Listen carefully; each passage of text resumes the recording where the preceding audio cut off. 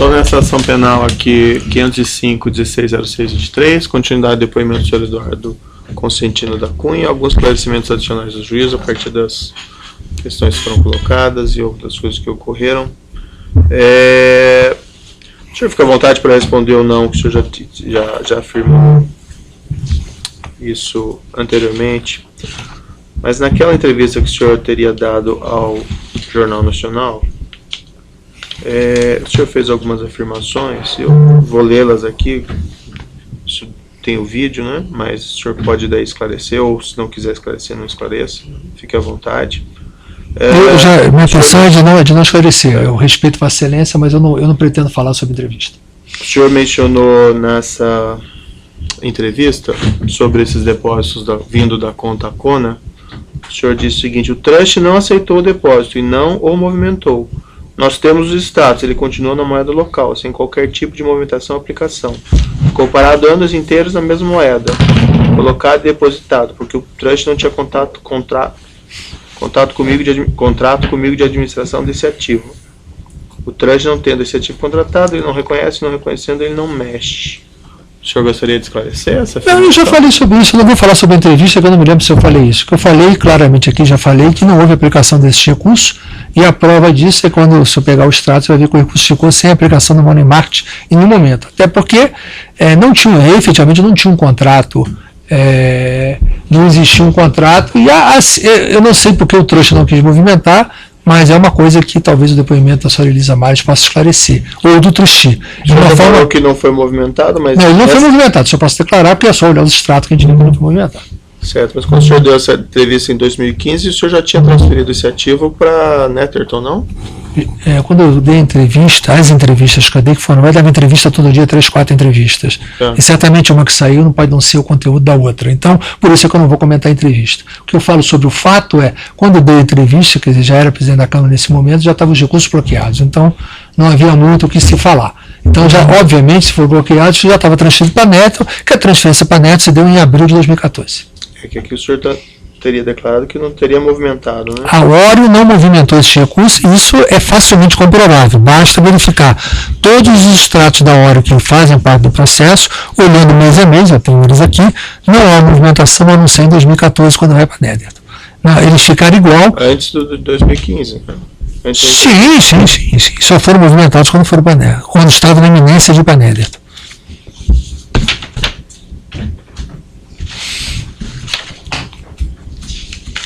Também nessa entrevista, quando o senhor declarou sobre a sua origem de valores nas suas contas, o senhor mencionou a pergunta: presidente, o senhor tem algum documento que prova esse negócio, a compra aqui no Brasil, a companhia que usou para levar esse produto lá fora? O senhor mencionou: a companhia era uma companhia constituída fora do Brasil. Estou falando de assunto de 30 anos atrás. Eu não tenho documento nem contabilidade de assunto dessa natureza, sempre já foi encerrada, desfeita. Foi uma empresa, mais de uma empresa? Olha, eu falou no exterior? Eu tinha no exterior, tinha várias situações. Eu me lembro bem que eu estava juntando, Vossa Excelência está falando uma coisa, aí eu me lembrei de um fato. Na busca e apreensão que foi feita em 15 de dezembro de 2015, na minha residência, detinha documentos originais da Câmara de Comércio e Indústria Brasil Zaire, que aliás eu não obtive de reaver, que eu estava inclusive juntando, buscando em algum momento. Tem documentos originais da Câmara de Comércio e Indústria Brasil Zaire. A indagação que eu faço é porque aqui o senhor falou que era companhia também brasileira, estrangeira. Eu não me lembro da entrevista, então eu posso falar. O que eu posso falar é a situação real. Eu comercializava produtos em um certo momento da vida. Esses produtos que eu comercializava, tinha produtos brasileiros, tinha produtos fora do Brasil. Eu tinha empresa, que seria a empresa que era a empresa, como o senhor falou, que tinha conta fora do Brasil, e essa empresa fez muito desses negócios. Mas essa empresa era uma empresa no exterior ou uma empresa aqui no Brasil? Não, era empresa no exterior. Eu tinha empresa no Brasil de comércio exterior, já dei até o nome dela, HNB Comércio Exterior, e tinha também no exterior empresa que era tipo empresa offshore e que fazia comercialização de tudo.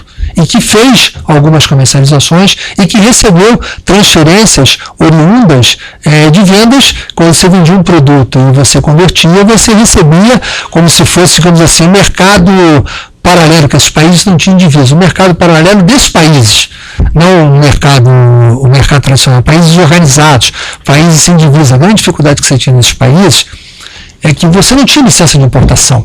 Eram países extremamente pobres. E como é que acontecia? Você só tinha uma licença de importação aquele que detinha uma licença de exportação. Ou seja, o sujeito que ia vender, por exemplo, o caso do Zaire, por exemplo, era tipicamente vendedor de cobre. Quando os vendedores de cobre... A indagação que eu fiz ao senhor só, se era empresa só estrangeira ou empresa só brasileira ou as duas? Teve as duas, mas a grande parte foi estrangeira. Não é diferente do que o senhor respondeu aqui. Eu não sei o que eu respondi, eu não posso contestar. Para mim, o que vale é o que eu estou lhe respondendo. Eu li ali, né? Mas consta aqui também na sua entrevista, quando foi indagado sobre esse valor, o senhor mencionou deve ter sido em torno, naquela época, em torno de 1 milhão, mais ou menos, do empréstimo. Né? O empréstimo até foi isso, meu, por acaso até foi, porque 500 mil eu paguei o advogado. Já expliquei isso aqui ao senhor, foram 400 e 600 mil. Por acaso até foi. Eu não me lembro da entrevista, mas por acaso eu já expliquei, tive a oportunidade de explicar isso aqui detalhadamente. Mas o pagamento ao advogado não fazia parte do empréstimo? Fez, aí virou 1,5 depois com o empréstimo. O empréstimo em si foi 1 milhão. E o pagamento do advogado foi despesa agregada ao empréstimo que virou débito. Então foi não tem diferença entre o que eu respondi e o que está colocado aí, por acaso, nesse caso. Tá bom. O senhor gostaria então de falar mais alguma coisa ao final do seu depoimento? Gostaria, se o senhor me permitisse, se Vossa Excelência me permitisse, apenas para que não deixasse de mencionar nenhum ponto que pudesse ser importante para a minha defesa. Bom, em primeiro lugar, eu quero agradecer essa oportunidade que, infelizmente, a investigação ela não me deu. Talvez se tivesse me dado, muitos desses esclarecimentos já poderiam ter sido investigados mais a fundo. É claro que a denúncia que me atribui como ato de ofício, o ato de corrupção de ter nomeado o Sr. Jorge Zelada, até dada a palavra final, ela não tem corroboração nesses autos, nem na instrução probatória em nenhum momento. Além disso, eu já relatei aqui, eu tenho até dificuldade de entender que houve um ato de corrupção, como eu já falei, o Zelada não participou das reuniões, efetivamente os preços são malucos, há um ato de burrice. Respondeu uma série de coisas, eu peço se o senhor tiver algo a agregar. Eu vou tentar. É repetitivo. Mas é que às vezes a repetição, a própria denúncia é muito repetitiva em muitos pontos, e repete várias vezes a mesma coisa em várias páginas, então a gente tem que também saber rebatê-las.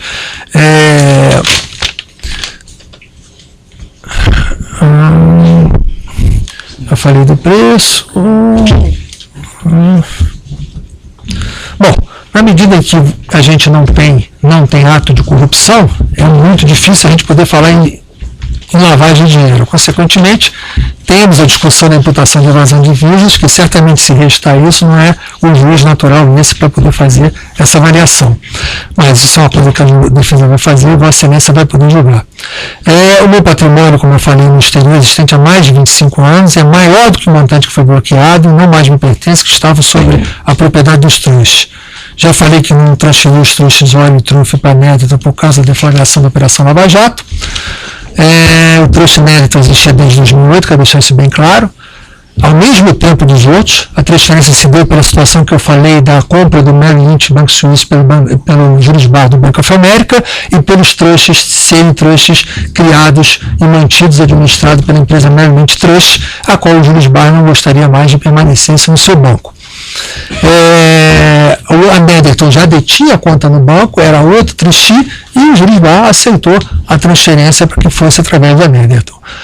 A conta Copeg, eu já falei, era uma conta de cartão de crédito, já falei sobre os limites, sobre as garantias, já falei sobre o cartão de crédito, sobre o que foi pago, a conta titular, foram por mil autorizados, sobre o depósito de $165 mil, como é que foi transferido da Netherton para ela, o recurso era oriundo da TRUF, não era oriundo da Oreo, o saldo abatido foi o saldo oriundo da Oreo. Falei a estranheza, respondendo a minha defesa, que efetivamente os 10 milhões recebidos depois pela venda da participação da Chá não ter tido nenhuma participação para mim, se eu fosse partícipe do processo. E a estranheza que o Ministério Público já disse que está investigando, eu espero que seja tempo de promover a ação penal, se for configurado, contra outros, para que não se divida a ação penal. Senhor Eduardo, não quero ser delicado, mas esse o senhor já respondeu e o senhor pode ter certeza que todos prestamos atenção no que o senhor falou. Mas então, se o senhor tiver algo a agregar, eu vou agregar. Certo? Estou procurando aqui para ver. Repita as questões que já foram colocadas. Bom, Eu estou fazendo questão, que isso é muito claro, e aí vem uma parte que eu quero falar, que eu estou aqui cumprindo a minha defesa, dizendo, inclusive, uma defesa futura, porque eu não entendo que nós estamos diante de um processo em que a condenação parece já estar decidida. E que a gente está apenas cumprindo uma mera formalidade processual. Mas a defesa futura tem muita importância, tudo aquilo que a gente está falando aqui. Não, é isso. As questões vão ser examinadas, claro, as provas vão ser examinadas. A minha prisão cautelar, me perdoe se foi ofensivo, não é um intuito do depoente e ofender de diretriz. A minha prisão cautelar tem como justificativa uma das 10 medidas propostas pelo MP no pacote anticorrupção, que é a prisão para evitar dissipação patrimonial. Medida, inclusive, que já foi rejeitada pelo Congresso. Além disso, a argumentação que eu tenho dupla cidadania e teria risco de fuga não encontra amparo nas decisões do falecido eminente ministro Elisa Vasco, inclusive na reclamação que eu formulei, onde na sua decisão monocrática ele faz menção sobre essa parte, citando várias decisões de habeas corpus feitas por vários ministros do Supremo, de que simplesmente são fundamentos rechaçados pela jurisprudência da Corte há muito tempo, pelo fato do paciente supostamente possuir disponibilidade de recurso no exterior ou dupla cidadania, por si só não constitui motivo suficiente para a decretação de prisão preventiva. Além disso, os julgamentos que ele cita, Barroso, Marco Aurélio, Gilmar, Toffoli, Aires Brito. Mas ele manteve sua prisão, não é, senhor? Então, ele disse que, como a alegação da ordem pública tem que ser apreciada pela lei regular do habeas corpus, que foi pela lei da reclamação. Porque ele apenas fez um juízo preliminar sobre essa parte da argumentação. A avaliação da ordem pública não teve fato novo a ensejar a motivação, além do que a instrução probatória já está terminada. Ainda assim, eu quero colocar à disposição do juiz meus passaportes, para deixar claro que meus 2 passaportes da cidadania italiana e do brasileiro. O MP, no pedido de argumentação da prisão, ele usou fatos não vinculados à denúncia dessa ação penal, que, segundo a peça, seriam transferidos para cá. Só que a decisão do Ministério foi mandar para a 10ª Vara Federal de Brasília. Apesar do esforço do MP que se enviasse para aqui. Está na fundamentação, pedido para ser mandado para cá, mas, no entanto, foi processo para a 10ª Vara de Brasília. E que motivaram muito o decreto de prisão, inclusive o bloqueio dos carros da minha família. Gostaria também de alertar que pelo menos 3 depoimentos que eu vi desse juiz houve a usurpação de competência do Supremo em relação a mim. Inclusive, na sentença do João Augusto sobre a Vantage, quando eu era deputado federal e presidente da Câmara, foi feito perguntas específicas sobre essa transferência do Benin, quando a competência não era desse juiz nesse momento. E também em depoimentos de Júlio Camargo. Essas questões, senhor Eduardo, já foram submetidas ao Supremo e foram rejeitadas, né? Talvez essa não está ainda. Os fatos, deixar os seus advogados. Sem dúvida, mas eu faço questão de alertar essa situação. Quem mandou o processo do senhor para cá foi o Supremo Tribunal. Não, eu falei outra coisa. Eu disse que quem entendeu que a competência era aqui foi o Supremo Tribunal. Não é isso que eu falei, Excelência, me perdoe. O que eu disse é que na fomentação do Ministério Público foi acolhida por Vossa Excelência, tem fatos de processo que não está aqui, que foi mandado para Brasília. Isso não tem relevância. Eu quero aqui alertar que o juízo também tem uma responsabilidade pela minha segurança na medida de demais presos cautelares para essa operação que estão em presídios, misturados a condenados por crimes violentos e até coimputáveis, onde, apesar das condições dignas e tratamento respeitoso, não há o cumprimento da lei de execuções penais, além do que não se permite o contato com os advogados de forma necessária ao exercício da ampla defesa. Eu gostaria de dizer que eu também sofro do mesmo mal que cometeu a ex-primeira-dama Maria Letícia, um aneurisma cerebral. Aproveito até para prestar minha solidariedade à família pelo passamento.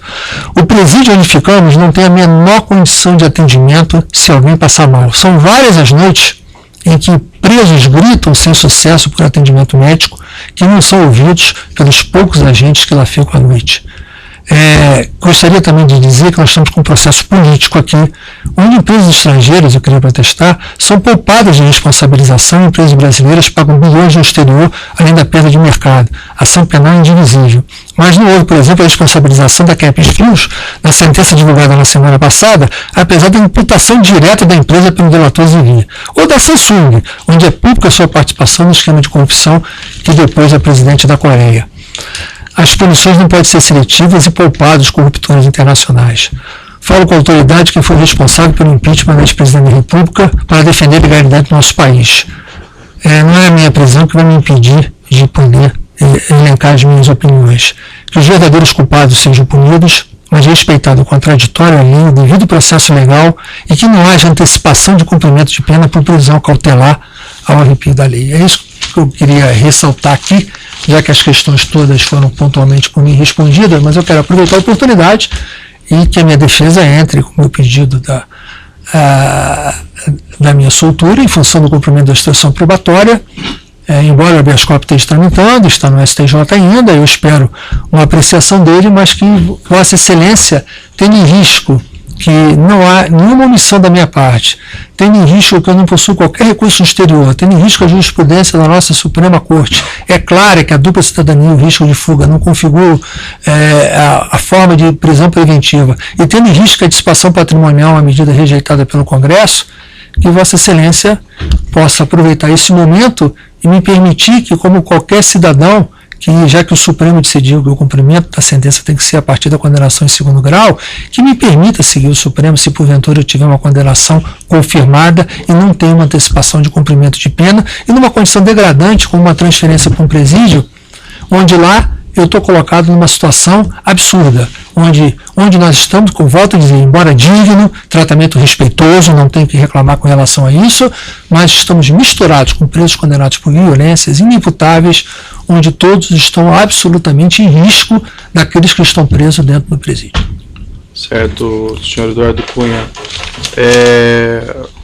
Diante das suas colocações, só faço uma ponderação, que claro que certamente existe uma preocupação com a segurança de qualquer preso, seja de outro juízo, seja desse, mas até o momento não houve nenhum incidente, isso já há quase 3 anos, com presos decorrentes. Teve tentativa de fuga já lá, clara, já está a própria rebelião de Piraquara foi ouvida por nós como se fosse dentro da prisão. Quer dizer, são situações que não houve cumprimento da execução penal. Mas, enfim, a minha defesa vai afetando fisicamente ou de qualquer forma qualquer preso dessa operação Lava Jato, certo? Nós estamos atentos aí a qualquer problema que aconteça, mas realmente não aconteceu nada até o momento, seja na carceragem da Polícia Federal, ou seja, na própria prisão estadual no qual o senhor se encontra. Quanto às questões das investigações do Ministério Público, isso o Ministério Público tem responder, existem várias investigações em andamento, e até mesmo hoje uma empresa recentemente fez um acordo, né, que o senhor deve ter ouvido falar, o Rolls Royce. Enfim, eu vou analisar essa questão da liberdade do senhor, que o senhor colocou, levar isso em consideração.